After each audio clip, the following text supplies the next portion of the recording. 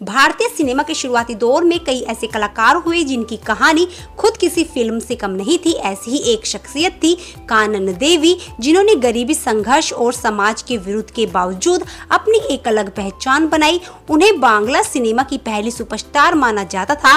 उस समय जब फिल्मों में महिलाओं की मौजूदगी भी कम थी, कानन देवी ने अपनी मेहनत और हुनर से दर्शकों के दिलों में जगह बनाई और भीड़ खींचने वाली बड़ी स्टार बनकर उभरी। कानन देवी का जन्म 22 अप्रैल 1916 को पश्चिम बंगाल के हावड़ा शहर में हुआ। बचपन से ही उनकी जिंदगी आसान नहीं रही।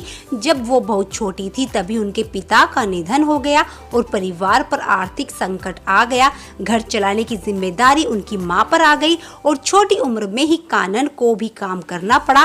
पढ़ाई की उम्र में उन्होंने मुश्किल हालात देखे, लेकिन यही संघर्ष आगे चलकर उनकी ताकत बना। महज 10 साल की उम्र में उन्होंने फिल्मों में कदम रखा।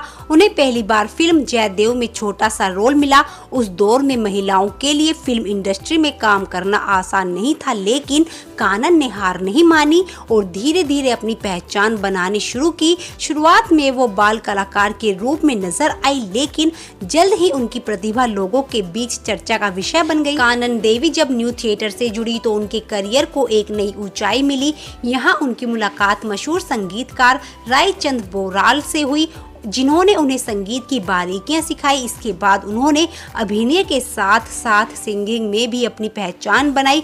फिल्म मुक्ति उनकी सबसे बड़ी हिट फिल्मों में से एक रही, जिसने उन्हें स्टार बना दिया। धीरे धीरे कानन देवी का नाम इतना बड़ा हो गया कि लोग उनकी एक झलक पाने के लिए भीड़ लगाने लगे। वो उस दौर की सबसे ज्यादा फीस लेने वाली अभिनेत्रियों में शामिल थी। जब फिल्मों का बजट कम होता था तब भी उनकी फीस लाखों में होती थी। यही वजह थी कि उन्हें बांग्ला सिनेमा की पहली सुपरस्टार कहा जाने लगा। उनके गाने भी लोकप्रिय हुए। साल 1941 के बाद उन्होंने स्वतंत्र रूप से काम करना शुरू किया और कई हिट फिल्में दी। बाद में उन्होंने अपना प्रोडक्शन हाउस भी शुरू किया और फिल्म निर्माण में भी हाथ आजमाया।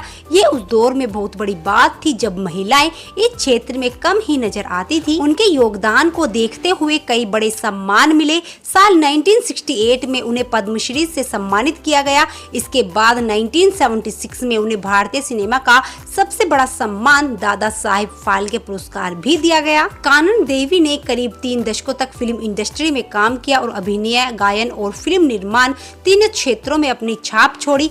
17 जुलाई 1992 को उन्होंने इस दुनिया को अलविदा कह दिया, लेकिन उनकी विरासत आज भी जिंदा है।